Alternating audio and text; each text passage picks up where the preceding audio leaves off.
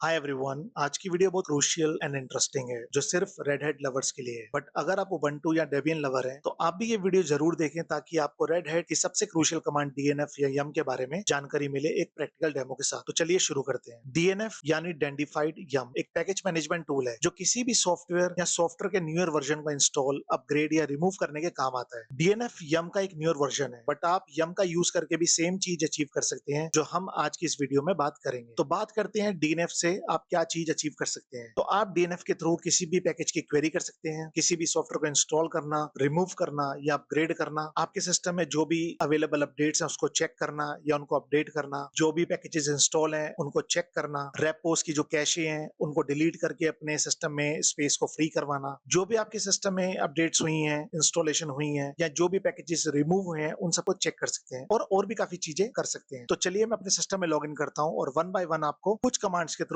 इनका यूसेज बताता हूँ। तो जैसे कि मैं अपने सिस्टम में लॉगिन कर चुका हूं और मैं as a root user logged in हूं, बिकॉज सिस्टम में कोई भी चेंजेस करने के लिए आपको रूट होना पड़ता है। तो पहले बात हम करेंगे किसी पैकेज की क्वेरी हम कैसे करते हैं। तो उसके लिए हम कमांड चलाएंगे डीएनएफ इन्फो और पैकेज का नाम। जैसे ही मैं एंटर करूंगा तो मेरे सामने कुछ इन्फॉर्मेशन आएगी जिससे मुझे ये जानकारी मिलेगी कि मेरे पैकेज का नेम क्या है, उसका वर्जन कौन सा है, उसका साइज कितना है और वो कौन सी रेपोजिटरी में से आ रहा है। जैसे कि अगर मैंने क्वेरी करी HTTPD की तो इसने इसका मुझे वर्जन दिखा दिया, इसका साइज दिखा दिया और ये बता दिया कि ये एपस्ट्रीम में से डाउनलोडेड और इंस्टॉल्ड है। अब अगर हम बात करें किसी पैकेज को सर्च करना तो उसके लिए हम कमांड चलाएंगे डीएनएफ सर्च माईसीक्वल। जैसे ही मैं एंटर करूंगा तो माईसीक्वल के जितने भी पैकेजेस होंगे ये मेरे सिस्टम में दिखा देगा जो मैं इंस्टॉल कर सकता हूँ कि माईसीक्वल कहाँ यूज हो सकता है। अब यहाँ पर आप लिस्ट देख सकते हैं, इसने बहुत सारे पैकेजेस की इन्फॉर्मेशन दे दी है। अब जो भी इनमें से मेरे को रिक्वायर्ड पैकेज है वो उसको मैं इंस्टॉल कर सकता हूँ। तो इंस्टॉल कैसे करेंगे, मान लीजिए मैं इसको कॉपी कर लेता हूँ, पैकेज को मैंने कॉपी कर लिया, स्क्रीन को क्लियर करता हूँ, डीएनएफ इंस्टॉल और इस पैकेज का नाम दे दूंगा। तो जैसे ही मैं एंटर करूंगा तो ये मुझसे पूछेगा कि आपको ये पैकेज इंस्टॉल करना है कि नहीं। अब यहाँ पर इसने मुझे एक एरर दे दिया कि जो माईसीक्वल है वो कॉन्फ्लिक्ट कर रहा है एपस्ट्रीम के थ्रू, बिकॉज मेरे सिस्टम में MariaDB ऑलरेडी इंस्टॉल्ड है। अगर मेरे सिस्टम भी इंस्टॉल नहीं होता तो ये मेरे से पूछता है कि आपको ये पैकेज इंस्टॉल करना है कि नहीं। तो इसी तरीके से आप डीएनएफ इंस्टॉल के थ्रू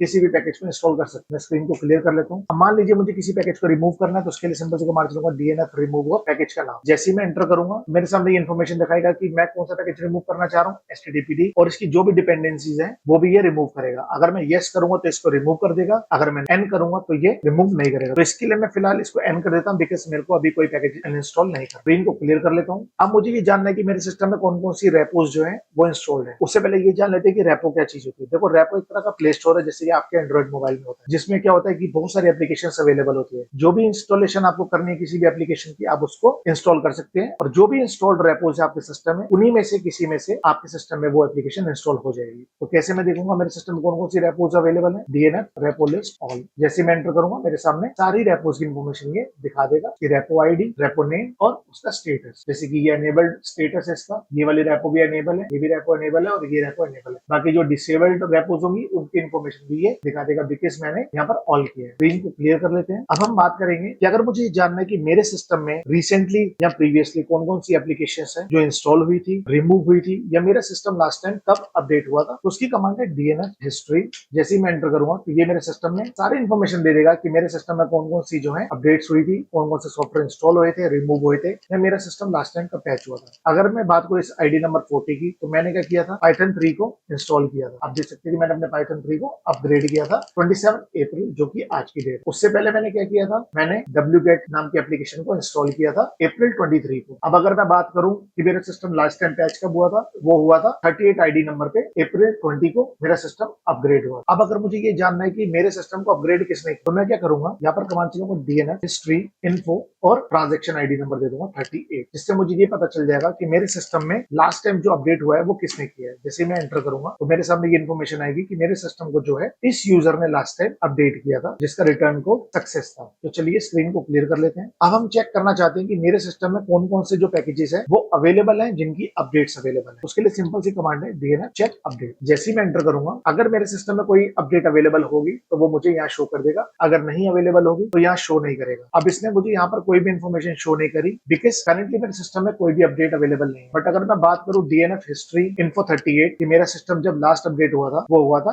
अप्रैल 20 को। उस टाइम पर मेरे सिस्टम में जो भी अपडेट थी वो इस यूजर ने इंस्टॉल कर दिया था अपडेट वाई कमांड के थ्रू, जो कि रिटर्न कोड दिया था जिसने सक्सेस था। दैट मींस कि मेरा सिस्टम लास्ट टाइम जो है अप्रैल 20 को अपडेट हो गया था, जिसकी वजह से मेरे सिस्टम में अभी डीएनएफ चेक अपडेट करने के बाद कोई भी अवेलेबल पैकेजेस नहीं दिखा रहा। और कौन कौन से पैकेजेस जो अपडेट हुए थे वो हुए थे लिब आर्काइव वाले। चलिए मैं स्क्रीन को क्लियर कर लेता हूँ। अब हम जानते हैं कि सिस्टम को अपडेट कैसे करते हैं। उसके लिए सिंपल सी कमांड होती है डीएनएफ अपडेट। अगर कोई अपडेट अवेलेबल होती और उसके बाद अगर मैं डीएनएफ अपडेट कमांड चलाता, जो भी पैकेजेस अवेलेबल मेरे सिस्टम में जिनके जो नए वर्जन अवेलेबल है वो नए अवेलेबल वर्जन पे मूव कर जाते। तो इसी तरीके से आप डीएनएफ कमांड के थ्रू अपने सिस्टम में किसी भी नई एप्लीकेशन को इंस्टॉल कर सकते हैं, रिमूव कर सकते हैं, या पैकेज को अपडेट कर सकते हैं, या किसी भी पैकेज की इंफॉर्मेशन ले सकते हैं कि वो पैकेज कब इंस्टॉल हुआ लास्ट टाइम, या किसने इंस्टॉल किया, या जो भी आपके सिस्टम में रेपोज अवेलेबल है उनकी इंफॉर्मेशन भी आप डीएनएफ रेपो लिस्ट ऑल के थ्रू ले सकते हैं। तो इसी तरीके की रियल आईटी वर्ल्ड वाली वीडियो मैं बनाता रहता हूँ, जिसमें मैं आपको यूसेज बताता हूँ कमांड्स के या सिनेरियोस जो रियल आईटी वर्ल्ड में सबसे ज्यादा यूज किए जाते हैं अगर आप लिनक्स ऑपरेटिंग सिस्टम में मूव करते हैं। तो अगर आपको मेरी ये वीडियो पसंद आई तो मेरी वीडियो को लाइक करना, शेयर करना और मेरे चैनल को सब्सक्राइब करना, ताकि मैं आप लोगों की हेल्प कर सकूं लिनक्स को सीखने में। और आप मेरे यूट्यूब चैनल पे और भी वीडियोस देख सकते हैं जिसमें मैंने डिफरेंट सिनेरियोस बताए हैं, जिसकी हेल्प से आप लिनक्स को और भी डीपली समझ पाएंगे। Thank you so much for watching. Have a great day. Bye.